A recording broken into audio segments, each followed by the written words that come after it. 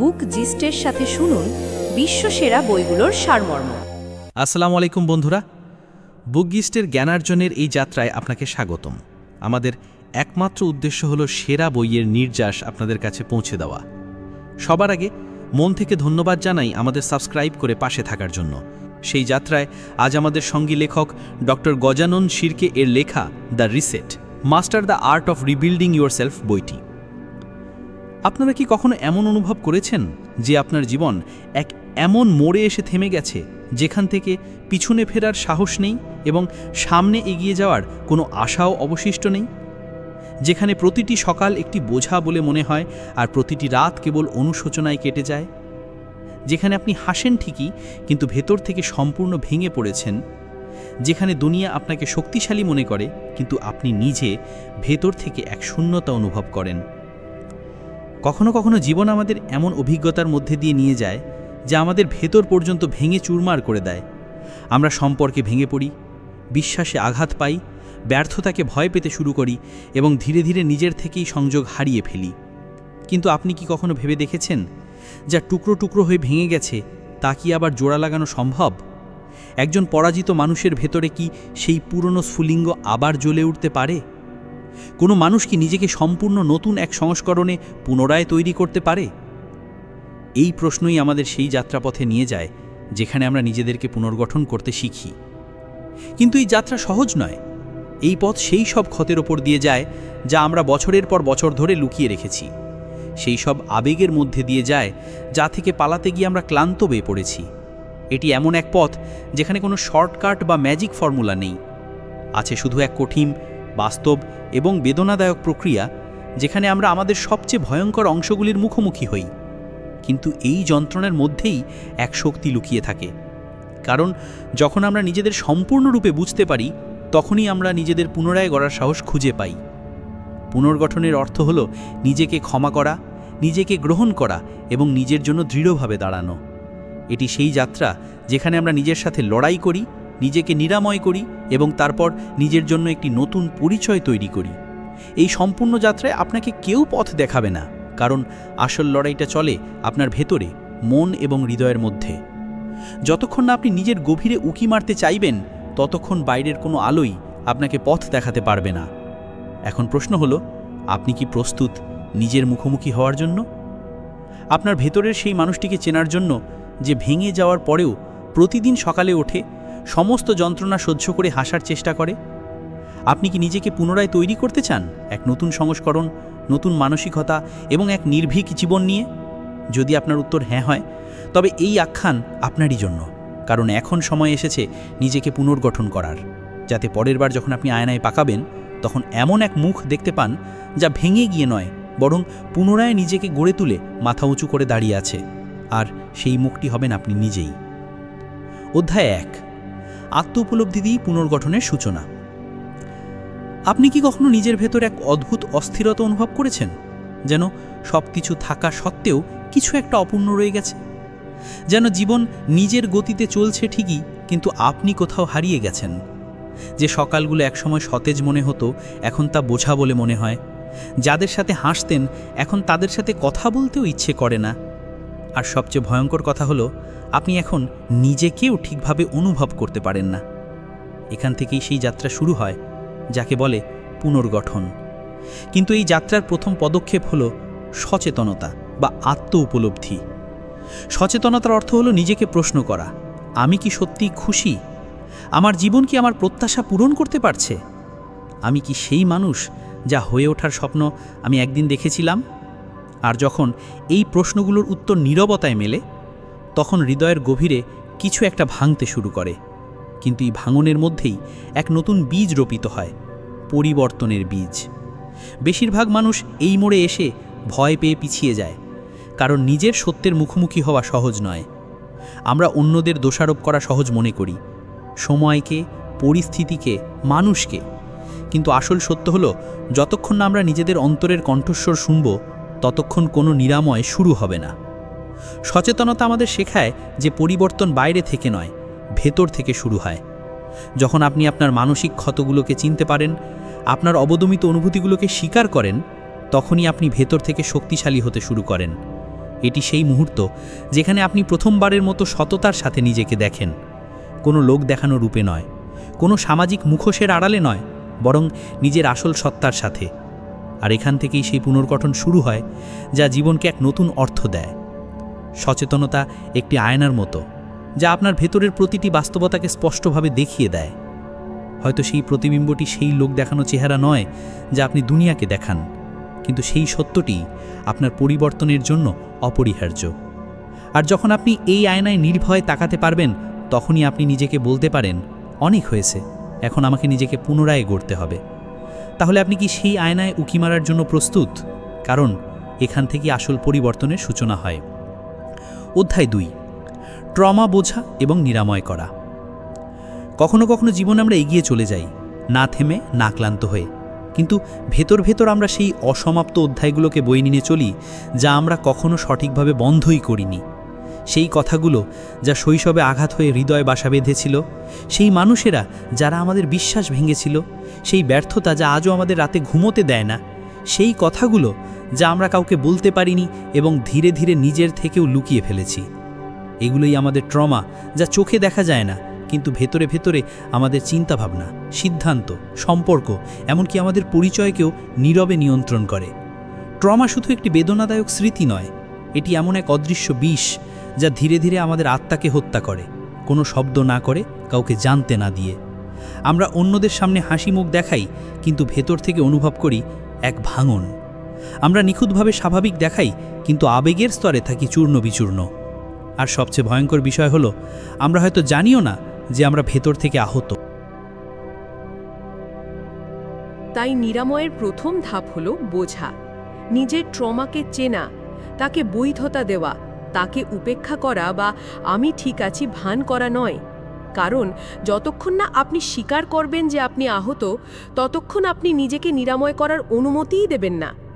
নিরাময় কোনো জাদুকরী প্রক্রিয়া নয়, এটি একটি বেদনাদায়ক যাত্রা, যেখানে আপনাকে সেই কষ্টকর মুহূর্তগুলোতে ফিরে যেতে হয় যা থেকে আপনি এতদিন পালিয়ে এসেছেন। হয়তো আপনাকে কাঁদতে হবে, নিজের সাথে লড়াই করতে হবে, কখনো নিজের ওপর রাগ আসবে, কখনো অপরাধ বোধ অনুভব হবে, কিন্তু বিশ্বাস করুন, প্রতিটি আবেগই আপনার পুনরুদ্ধারের পথে একটি পদক্ষেপ। আর একদিন এমন আসবে যখন সেই ক্ষতগুলো যা আপনাকে ভেঙে দিয়েছিল আপনার সবচেয়ে বড় শক্তিতে পরিণত হবে। ট্রমা নিরাময়ের অর্থ হল নিজের অতীতকে গ্রহণ করা এবং তাকে এমন একটি অধ্যায় হিসেবে বন্ধ করা যা এখন আর আপনার গল্পকে সংজ্ঞায়িত করবে না, বরং আপনাকে এক নতুন পথের দিকে নিয়ে যাবে। কারণ আসল স্বাধীনতা তখনই মেলে যখন আপনি আপনার অতীতকে আঁকড়ে ধরা ছেড়ে দেন। তাই আপনি যদি আজও নিজের ভেতরে কোথাও আঘাত অনুভব করেন, তবে নিজেকে বলুন, আমি আর পালাবো না, আমি মুখোমুখি হব, অনুভব করব এবং তারপর নিরাময় করব। এই প্রতিশ্রুতি আপনার নিরাময় যাত্রার সূচনা করবে। অধ্যায় 3, যা আর আপনার কাজে লাগে না তা ছেড়ে দেওয়া। কখনো কখনো আমাদের সবচেয়ে বড় কষ্ট সেটি নয় যা কেউ আমাদের দিয়েছে, বরং সেটি যা আমরা যেতে দিচ্ছি না। পুরনো স্মৃতি, বিষাক্ত সম্পর্ক, নিজের সম্পর্কে নেতিবাচক বিশ্বাস বা সেই অপরাধবোধ যা বছরের পর বছর ধরে হৃদয়ে বোঝা হয়ে বসে আছে। আমরা ভাবি যদি আমরা কিছু ছেড়ে দিই তাহলে হয়তো দুর্বল মনে হবে, হয়তো লোকে বলবে আমরা হার মেনে নিয়েছি। কিন্তু সত্যিটা হলো ছেড়ে দেওয়া দুর্বলতা নয়, বরং সবচেয়ে বড় শক্তি। কারণ ছেড়ে দেওয়া শুধু কোনো মানুষকে বা স্মৃতিকে বিদায় জানানো নয়, বরং এটা নিজেকে বলা যে অনেক হয়েছে, আমি আর আমার শান্তির বিনিময় কিচ্ছু রাখব না। আমরা প্রায়শই সেই বোঝা বছরের পর বছর ধরে বয়ে বেড়াই যা আমাদের মানসিক শক্তিকে নিঃশেষ করে দিয়েছে। কখনো কারো কথা ভুলতে পারি না, কখনো কোনো পুরনো বিশ্বাসঘাতকতাকে হৃদয় থেকে মুছে ফেলতে পারি না। আর সবচেয়ে বিপজ্জনক হলো আমরা আমাদের মূল্য সেই অভিজ্ঞতাগুলো দিয়েই পরিমাপ করতে শুরু করি। কিন্তু আপনি কি জানেন, আপনার অতীত আপনার পরিচয় নয়, আপনার ভুল আপনার ভবিষ্যৎ নির্ধারণ করে না। আর সবচেয়ে গুরুত্বপূর্ণ হলো কোনো মানুষই আপনার সুখের মালিক নয়। ছেড়ে দেওয়ার অর্থ হলো নিজেকে এগিয়ে যাওয়ার অনুমতি দেওয়া, নিজের হৃদয়কে বলা যে এখন আমি তোমার কথা শুনব, নিজের মনকে বলা যে এখন আমি নিয়ন্ত্রণ চাই না, শান্তি চাই। হয়তো সেই ব্যক্তিকে ক্ষমা করা সহজ হবে না, হয়তো সেই ব্যর্থতাকে ভোলা কঠিন হবে যা আপনার আত্মবিশ্বাসকে নাড়িয়ে দিয়েছিল, হয়তো নিজেকে ক্ষমা করাই সবচেয়ে বেদনাদায়ক প্রক্রিয়া হবে। কিন্তু মনে রাখবেন, যে জিনিসগুলো আপনি শক্ত করে ধরে আছেন সেগুলোই আপনাকে সবচেয়ে বেশি নিচে নামাচ্ছে। ছেড়ে দেওয়ার অর্থ এই নয় যে আপনি দুর্বল, বরং এর অর্থ হলো আপনি এখন সেই পুরনো সংস্করণকে পিছনে ফেলার জন্য প্রস্তুত, যে শুধু টিকে ছিল। এখন সময় উন্নতি করার। তাই আজও যদি আপনার হৃদয়ের কোনো কোণে পুরনো ব্যথা বসে থাকে, কোনো এমন নাম থাকে যা শুনে আপনার হৃদস্পন্দন বেড়ে যায়, কোনো এমন অপরাধবোধ থাকে যা আপনি নীরবে বয়ে বেড়াচ্ছেন, তাহলে আজ নিজেকে একটি প্রতিশ্রুতি দিন, আমি সেই জিনিসটাকে যেতে দেব যা এখন আমার শান্তি, আমার বৃদ্ধি এবং আমার জীবনের পথে বাধা হয়ে দাঁড়াচ্ছে। কারণ যখন আপনি ছেড়ে দিতে শেখেন, তখনই আপনি উড়তে শুরু করেন। অধ্যায় 5, আত্মপ্রেমকে আলিঙ্গন করা। আপনি কি কখনো লক্ষ্য করেছেন, যখন আমরা কাউকে ভালোবাসি তখন তাদের সমস্ত ত্রুটি সহ গ্রহণ করি, তাদের দুর্বলতা বুঝি, তাদের ভুল ক্ষমা করে দিই, কিন্তু যখন নিজের কথা আসে তখন আমরা নিজেকে সবচেয়ে কঠোর শাস্তি দিই। আমরা নিজের কাছে এমন প্রত্যাশা রাখি যা পূরণ করা মানুষের পক্ষে সম্ভব নয়, আর যখন আমরা সেই প্রত্যাশা পূরণ করতে পারি না তখন নিজেকে দোষারোপ করি, বিচার করি এবং ধীরে ধীরে নিজের থেকে দূরে সরে যাই। কিন্তু ভাবুন তো, যদি আপনি নিজেকেই ভালো না বাসেন, তাহলে দুনিয়ার কাছে স্বীকৃতির আশা কিভাবে করবেন? আত্মপ্রেম কোনো স্বার্থপর বিষয় নয়, এটি সেই ভিত্তি যার ওপর আপনার পুরো জীবন দাঁড়িয়ে আছে। যখন আপনি নিজের সাথে সংযোগ স্থাপন করেন, নিজেকে বোঝেন, তখন আপনি অন্যদের সাথেও ভালো সম্পর্ক তৈরি করতে পারেন এবং আপনার ভেতরের শক্তিকে উন্মোচিত করতে পারেন। কিন্তু আত্মপ্রেমের অর্থ শুধু ইতিবাচক চিন্তা করা নয়, এর আসল অর্থ হলো নিজেকে সম্পূর্ণরূপে গ্রহণ করা, আপনার ত্রুটি সহ, আপনার অপরাধ বোধ সহ, আপনার ক্ষত সহ। যখন আপনি আয়নায় নিজেকে দেখেন, তখন কি আপনি সামনের মানুষটিকে গ্রহণ করেন নাকি শুধু তার খামতিগুলো গণনা করেন? আত্মপ্রেম তখনই আসে যখন আপনি নিজেকে ক্ষমা করেন সেই সিদ্ধান্তগুলোর জন্য যার জন্য অনুশোচনা হয়, সেই মানুষদের সুযোগ দেওয়ার জন্য যারা আপনাকে আঘাত করেছে, এবং সেই দিনগুলোর জন্য যখন আপনি নিজেকে শক্তি রাখতে পারেননি। এই ভালোবাসা সেদিন জন্মায় যেদিন আপনি নিজেকে বলেন, আমি নিখুঁত নই কিন্তু ভালোবাসার যোগ্য। যখন আপনি আপনার জীবনের প্রতিটি ভার্জনকে গ্রহণ করেন, সেটি ভাঙা হোক বা সংগ্রামী, হারা হোক বা পুনরায় গড়ে তোলার চেষ্টায় রত। আত্মপ্রেমের সবচেয়ে বড় উপহার হলো স্বাধীনতা। আপনি প্রত্যাশা থেকে মুক্ত হন, তুলনা থেকে মুক্ত হন এবং সবচেয়ে জরুরি, স্বীকৃতির প্রয়োজন থেকে মুক্ত হন। এখন আপনার কারো তুমি ভালো বলার প্রয়োজন হয় না, কারণ এখন আপনি নিজেকে বলতে শিখেছেন, আমিই যথেষ্ট। তাই আজ কিছুক্ষণের জন্য দুনিয়ার কথাকে নীরব করে দিন এবং আপনার হৃদয়ের কথা শুনুন। সে কি বলছে না যে আমারও একটু ভালোবাসার প্রয়োজন তোমার কাছ থেকেই?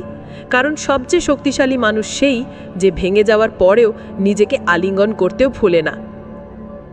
অধ্যায় 5, আবেগিক দৃঢ়তা গড়ে তোলা। আপনি কি জানেন জীবনের সবচেয়ে প্রশংসিত মানুষকে?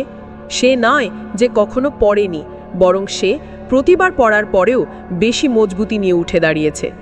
কারণ আসল শক্তি পেশিতে নয়, মনে থাকে, আর সেই শক্তিকে বলা হয় আবেগিক দৃঢ়তা বা ইমোশনাল রেজিলিয়েন্স। ইমোশনাল রেজিলিয়েন্সের অর্থ এই নয় যে আপনি কখনো দুঃখী হবেন না বা আপনার জীবনে কখনো সমস্যা আসবে না, বরং এর অর্থ হলো যখন বিপদ আসবে তখন আপনি ভেঙে পড়বেন না, ঝুঁকবেন না, বরং সেই যন্ত্রণাটাকেই শক্তিতে রূপান্তরিত করবেন। অনেক সময় আমরা ভাবি যে যদি আমরা কাঁদি, যদি ভেতর থেকে কেঁপে উঠি, তাহলে হয়তো আমরা দুর্বল, কিন্তু এটা সত্যি নয়। আবেগ অনুভব করা দুর্বলতা নয়, বরং মানবতার সবচেয়ে গভীর পরিচয়। দৃঢ়তা তখনই আসে যখন আপনি আপনার আবেগকে দমন করেন না, বরং সেগুলোকে বোঝেন, স্বীকার করেন এবং তারপর সেগুলোর ঊর্ধ্বে ওঠেন। ভাবুন তো, প্রতিবার যখন কেউ আপনাকে অবমূল্যায়ন করেছে, প্রতিবার যখন কেউ আপনার হৃদয় ভেঙেছে, প্রতিবার যখন আপনার আশা ভেঙে গেছে, আপনি তারপরেও এগিয়ে চলা থামাননি। এটাই আপনার আবেগজনিত দৃঢ়তা, সেই অদৃশ্য বর্ম যা আপনাকে প্রতিবার একটু একটু করে আরও শক্তিশালী করে তুলেছে। কিন্তু এই শক্তি প্রশিক্ষণ ছাড়া আসে না। এর জন্য আপনাকে নিজেকে অস্বস্তিকর প্রশ্ন করতে হয়, আমি কি আমার আবেগ থেকে পালাচ্ছি? আমি কি নিজেকে পরিস্থিতির শিকার বানাচ্ছি নাকি যোদ্ধা বানাচ্ছি? দৃঢ় সংকল্প হওয়ার অর্থ হল ব্যর্থ হওয়ার পরেও আবার চেষ্টা করা, মানুষের নেতিবাচকতার পরেও ইতিবাচক থাকা এবং নিজের ভেতরে সেই আলোকে জ্বালিয়ে রাখা যা বাইরের দুনিয়ার চেয়ে বহুগুণে উজ্জ্বল। দৃঢ়তা তখনও থাকে যখন আপনার পাশে কেউ থাকে না, তবুও আপনি নিজেকে পড়তে দেন না। যখন দুনিয়া আপনাকে হাল ছাড়তে বলে, আপনি ফিসফিস করে নিজেকে বলেন, আর একবার চেষ্টা করি। তাই আজ যদি আপনি কোনো কঠিন সময়ের মধ্যে দিয়ে যান, যদি ভেতর থেকে ক্লান্ত হয়ে পড়েন, ভেঙে পড়েন, তাহলে নিজেকে শুধু এইটুকু বলতে শুরু করুন, আমি প্রতিবার পড়ার পরে উঠেছি এবং এবারও উঠব, আগের চেয়ে আরও শক্তিশালী হয়ে। কারণ দৃঢ়তা কোনো উপহার নয়, এটি একটি পছন্দ, প্রতিদিনের, প্রতিটি আবেগের, প্রতিটি যন্ত্রণার পরের পছন্দ। আর যখন আপনি এই পছন্দটি প্রতিদিন করতে শুরু করেন, তখন আপনি অদম্য হয়ে ওঠেন। অধ্যায় 6, সীমা নির্ধারণ এবং নিজের শক্তি পুনরুদ্ধার। আপনি কি কখনো এমন অনুভব করেছেন যে আপনি সবার কথা শুনতে শুনতে নিজের কণ্ঠস্বরই কোথাও হারিয়ে ফেলেছেন? আপনি প্রত্যেককে খুশি করতে এতটাই ব্যস্ত হয়ে পড়েছেন যে নিজেকে কষ্ট দেওয়াটা আপনার কাছে স্বাভাবিক মনে হতে শুরু করেছে। প্রত্যেকের প্রত্যাশা পূরণ করা, প্রতিটি নাকে হ্যাঁতে বদলে দেওয়া, প্রতিবার নিজেকে পিছনে রেখে অন্যদের এগিয়ে রাখা, হয়তো আপনি এটাই শিখেছিলেন যে এটাই ভালোবাসা, এটাই বোঝাপড়া। কিন্তু সত্যিটা হলো, যখন আপনি বারবার নিজেকে উপেক্ষা করেন, তখন ধীরে ধীরে আপনার পরিচয় মুছে যেতে শুরু করে, আপনার মানসিক শক্তি নিঃশেষ হয়ে যায় এবং সবচেয়ে বিপজ্জনকভাবে আপনি মেনে নেন যে আপনার কোনো সীমা থাকা উচিত নয়। এখান থেকেই শুরু হয় আত্মপ্রতারণা, আর এখানেই প্রয়োজন হয় সীমানা নির্ধারণের। সীমানা অর্থাৎ সেই স্বাস্থ্যকর রেখা যা নির্ধারণ করে আপনি কাকে কতটা অনুমতি দেবেন, কে আপনার আবেগকে স্পর্শ করতে পারবে, আর কাকে না বলাই আপনার মানসিক শান্তির জন্য জরুরি। মানুষ প্রায়শই সীমানাকে অহংকার মনে করে, কিন্তু সীমানার অর্থ হলো নিজের প্রতি সৎ থাকা। যখন আপনি না বলতে শেখেন, তখন আসলে আপনি নিজেকে হ্যাঁ বলতে শুরু করেন। সীমানা তৈরি করার অর্থ হলো আপনার মানসিক পরিসরকে রক্ষা করা, সেই সব মানুষকে বাইরে রাখা যারা আপনাকে বারবার ভাঙে, এবং সেই সব মানুষকে কাছে আসতে দেওয়া যারা আপনাকে বোঝে ও গ্রহণ করে। হয়তো শুরুতে এটা কঠিন মনে হবে, মানুষ অসন্তুষ্ট হবে, অভিযোগ করবে, অপরাধবোধ জাগিয়ে তুলবে, কিন্তু মনে রাখবেন, প্রতিবার যখন আপনি একটি স্পষ্ট সীমানা তৈরি করেন, আপনি আপনার ভেতরের শক্তিকে পুনরুদ্ধার করেন। আপনি নিজেকে এই বার্তা দেন যে আমার অনুভূতিও গুরুত্বপূর্ণ, আমিও সম্মান, যত্ন ও পরিসরের যোগ্য। সীমানা আপনাকে শীতল করে না, এটি আপনাকে স্পষ্ট করে তোলে। আর স্বচ্ছতাই সেই শক্তি যা আপনাকে মানসিকভাবে স্থিতিশীল, মানসিকভাবে শান্তিপূর্ণ এবং আধ্যাত্মিকভাবে স্থির করে তোলে। তাই আজও যদি আপনার জীবনে এমন মানুষ থাকে যারা আপনার শক্তি শোষণ করে, আপনার সীমাকে উপেক্ষা করে এবং আপনার উপস্থিতিকে অবহেলা করে, তাহলে একবার সাহসী হয়ে নিজেকে বলুন যে অনেক হয়েছে, এখন আমি নিজের জন্য দাঁড়াবো। কারণ যখন আপনি আপনার সীমানা নির্ধারণ করেন, তখনই আপনি আপনার মর্যাদা ও পরিচয় রক্ষা করেন, আর সেটাই হলো আপনার শক্তি পুনরুদ্ধার করা। অধ্যায় 7, ক্ষমার যাত্রা। আপনি কি কখনো কাউকে হৃদয় থেকে ক্ষমা করেছেন? সেই মানুষটিকে যে আপনাকে ভেতর থেকে ভেঙে দিয়েছিল, অথবা নিজেকে ক্ষমা করেছেন সেই সব সিদ্ধান্তের জন্য যার জন্য আজও অনুশোচনা হয়? ক্ষমা শুনতে যতটা সহজ মনে হয়, বাস্তবে ততটাই কঠিন। কারণ ক্ষমা কোনো শব্দ নয়, এটি একটি যাত্রা, এমন এক সফর যা আমাদের সবচেয়ে গভীর ক্ষতের কাছে নিয়ে যায়।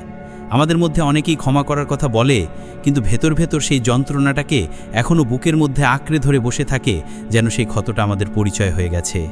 কখনো কেউ আমাদের বিশ্বাস ভেঙেছে, কখনো কোনো আপনজন আমাদের সঙ্গ ছেড়ে দিয়েছে, কখনো আমরা নিজেরাই নিজেদের সবচেয়ে বড় ভুল হয়ে উঠেছি।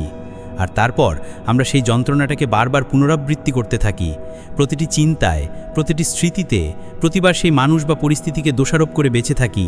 কিন্তু সত্যিটা হলো, আমরা যতবার সেই যন্ত্রণাটাকে পুনরাবৃত্তি করি, ততবারই আমরা নিজেদের বন্দী করি। ক্ষমা অন্যের জন্য নয়, এটি প্রথমবার তো নিজের জন্য। ক্ষমা করার অর্থ এই নয় যে আমরা সেই ভুলটাকে সঠিক বলে মনে করছি বা সেই মানুষটাকে আবার সুযোগ দিচ্ছি, বরং এর অর্থ হলো আমরা আমাদের হৃদয় থেকে বোঝা নামাতে চাই, যাতে আমরা এগিয়ে যেতে পারি, মন খুলে বাঁচতে পারি। যখন আমরা ক্ষমা করি, আমরা আমাদের ভেতরের বিষকে বের করে দিই, সেই বিষ যা ধীরে ধীরে আমাদের আনন্দ, আমাদের শান্তি এবং আমাদের আত্মাকে খেয়ে ফেলছিল। আর সবচেয়ে বড় কথা, আমাদের নিজেদের ক্ষমা করতে শিখতে হবে। কারণ আমরা সবাই এমন সিদ্ধান্ত নিয়েছি যার জন্য আজও আফসোস হয়, কিন্তু যতক্ষণ না আপনি নিজেকে ক্ষমা করবেন, ততক্ষণ আপনি নিজের সঙ্গে জুড়তেই পারবেন না। ক্ষমা হলো মুক্তি, এটি ভেতরের এক নীরব ফিসফিসানি যা বলে, আমি আর বন্দী থাকতে চাই না, আমি এখন সেই যন্ত্রণা দিয়ে নয়, নিজের সঙ্গে যুক্ত হয়ে বাঁচতে চাই। তাই আজও যদি আপনার হৃদয়ে এমন কোনো নাম থাকে যা মনে পড়লে আপনার চোখে জল ভরে আসে, বা আপনার কোনো পুরনো সংস্করণ থাকে যা ভাবলে লজ্জা হয়, তাহলে আজ একটি ছোট্ট শুরু করুন। নিজেকে বলুন, আমি ক্ষমা করছি, তাদেরকেও এবং নিজেকেও, কারণ আমি এখন স্বাধীনতা চাই, সম্পূর্ণ সত্যের সাথে বাঁচতে চাই। কারণ ক্ষমা করা হার নয়, এটি সেই জয় যা আপনাকে আপনার ভেতর থেকে মুক্ত করে। অধ্যায় ৮, আন্তরিক এবং নির্ভীক জীবনযাপন। আপনি কি কখনো কোনো ভিড়ের মধ্যে দাঁড়িয়ে অনুভব করেছেন যে আপনি সবার মাঝে থেকেও নিজের থেকে অনেক দূরে? যা আপনি দেখাচ্ছেন তা আপনার আসল রূপ নয়, বরং এমন এক সংস্করণ যা দুনিয়াকে খুশি করার জন্য আপনি নিজের ওপর পড়ে নিয়েছেন। আমরা জীবনের প্রতিটি মোড়ে আমাদের ভাবভঙ্গি, আচরণ বদলাতে থাকি, যাতে মানুষ আমাদের পছন্দ করে, গ্রহণ করে, বিচার না করে। আর এই চেষ্টায় আমরা আমাদের ভেতরে সেই বিশুদ্ধ, খাঁটি এবং আসল মানুষটিকে হারিয়ে ফেলি, যে শুধু একটাই জিনিস চেয়েছিল, নিজেকে সেভাবেই বাঁচতে দেওয়া যেমন সে আসলে। কিন্তু প্রশ্ন হলো, আর কতদিন আমরা নিজেদের লুকিয়ে আমাদের আন্তরিকতাকে দমিয়ে রেখে শুধু অনুমোদনের জন্য বাঁচব? আন্তরিকভাবে বাঁচার অর্থ হলো নিজের ভেতরের কণ্ঠস্বর শোনা, নিজের সত্যকে গ্রহণ করা এবং নিজেকে এই অনুমতি দেওয়া যে আমি যেমন তেমনই ঠিক আছি। এই পথটা সহজ নয়, কারণ যখন আপনি আপনার আসল রূপে বাঁচেন তখন মানুষ অবাক হয়, কেউ রাগান্বিত হয়, কেউ দূরে চলে যায়, কেউ বলে তুমি বদলে গেছো। কিন্তু সত্যিটা হলো আপনি বদলাননি, আপনি প্রথমবারের মতো নিজের আসল রূপে সামনে এসেছেন। আন্তরিক জীবনযাপন করার অর্থ হলো না বলার সাহস রাখা, নিজের মূল্যবোধে অটল থাকা এবং নিজের ভয়কে মোকাবেলা করেও এগিয়ে যাওয়া। আর এখানেই আসে দ্বিতীয় শব্দটি, নির্ভীকভাবে। ভয় সবার মধ্যেই থাকে, প্রত্যাখ্যানের ভয়, ব্যর্থতার ভয়, একা হয়ে যাওয়ার ভয়। কিন্তু যখন আপনি আন্তরিকতাকে আঁকড়ে ধরেন, তখন ধীরে ধীরে সেই ভয়ে আপনার উপর প্রভাব বিস্তার করা ছেড়ে দেয়। আপনার মানুষের অনুমোদনের প্রয়োজন থাকে না, কারণ আপনি নিজেকে অনুমোদন করতে শিখে গেছেন। এখন আপনি সেই সত্যের সাথে বাঁচেন যেখানে কোনো লোক দেখানো ব্যাপার নেই, কোনো তুলনা নেই, শুধু স্বচ্ছতা আছে যে আপনি কে এবং আপনি কেমন জীবনযাপন করতে চান। আর এটাই হলো আসল স্বাধীনতা, যখন আপনি কোনো ভূমিকা পালন করছেন না, কোনো মুখোশ পরছেন না, বরং প্রতিদিন নিজের সবচেয়ে আসল সংস্করণে জীবনযাপন করছেন। তাই আজও যদি আপনার ভেতরে কোথাও এই আওয়াজ ওঠে যে আমি ক্লান্ত হয়ে গেছি এই লোক দেখানো অভিনয় করতে করতে, আমি এখন শুধু নিজের জন্য বাঁচতে চাই, তাহলে নিজেকে শুধু একটা কথা বলুন, আর নয়, এখন আমি তাই হব যা আমি, এবং সেভাবেই বাঁচব যেভাবে আমার আত্মা চায়। কারণ এই দুনিয়ার আপনার নিখুঁত সংস্করণের প্রয়োজন নেই, আপনার আসল সংস্করণের প্রয়োজন আছে। বন্ধুরা, এটি শুধু একটি বইয়ের সারসংক্ষেপ ছিল না, এটি একটি আয়না ছিল যেখানে আপনি নিজেকে দেখেছেন, নিজের ছায়া অনুভব করেছেন এবং সেই অংশগুলোকে বুঝেছেন যা আপনি এতদিন উপেক্ষা করে এসেছেন। নিজেকে পুনর্গঠিত করা কোনো শর্টকাট নয়, বা এটাও বলে না যে জীবন সহজ হয়ে যাবে, বরং এটি আপনাকে সেই সত্যের সাথে পরিচয় করায় যা আপনাকে ভাঙতে নয়, বরং গভীরভাবে জুড়তে এসেছে। কারণ আসল পুনর্গঠন সেখান থেকেই শুরু হয়, যেখানে আপনি নিজের ভাঙা অংশগুলো থেকে পালিয়ে না গিয়ে সেগুলোকে ভালোবাসা দিয়ে তুলে নিয়ে আবার জোড়া লাগাতে শেখেন।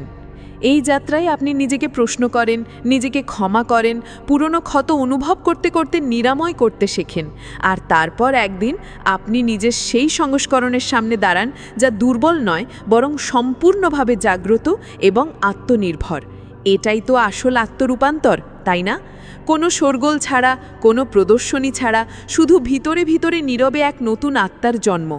তাই আজ যদি এই ভিডিওটি দেখে আপনি সামান্যও অনুপ্রাণিত বোধ করেন, যদি আপনার ভেতরে কোথাও সেই আওয়াজ আবার জেগে ওঠে যা বলছে আমিও নিজেকে পুনরায় তৈরি করতে পারি, তাহলে বুঝে নিন আপনার প্রথম পদক্ষেপ শুরু হয়ে গেছে। এখন শুধু থামা যাবে না, এখন না পিছনে তাকাতে হবে, না নিজের ওপর সন্দেহ করতে হবে। এখন শুধু প্রতিদিন, প্রতিটি চিন্তা, প্রতিটি সিদ্ধান্তকে সেই নতুন সংস্করণের হিসেবে বাঁচতে হবে, যে এখন শুধু টিকে থাকবে না, বরং উজ্জ্বল হয়ে উঠবে। যদি এই ভিডিওটি আপনার হৃদয় ছুঁয়ে গিয়ে থাকে, তাহলে এটিকে অবশ্যই লাইক করুন এবং কমেন্টে লিখুন I choose to rebuild my self, অর্থাৎ আমি নিজেকে পুনর্গঠিত করার সিদ্ধান্ত নিলাম, যাতে আমরা জানতে পারি যে আপনিও এই শক্তিশালী যাত্রার একটা অংশ। আর যদি আপনি এমনই আবেগঘন, গভীর অনুপ্রেরণামূলক এবং জীবন পরিবর্তনকারী বইয়ের সারসংক্ষেপ বুঝতে চান, তাহলে বুক জিস্ট চ্যানেলটিকে অবশ্যই সাবস্ক্রাইব করুন, কারণ পরের বই, পরের পরিবর্তন হয়তো আপনার পরের টার্নিং পয়েন্টও হয়ে উঠবে। দেখা হবে পরের ভিডিওতে। ততক্ষণ মনে রাখবেন, যে নিজেকে পুনরায় গড়তে পারে সে জীবনকেও নতুন করে সাজাতে পারে।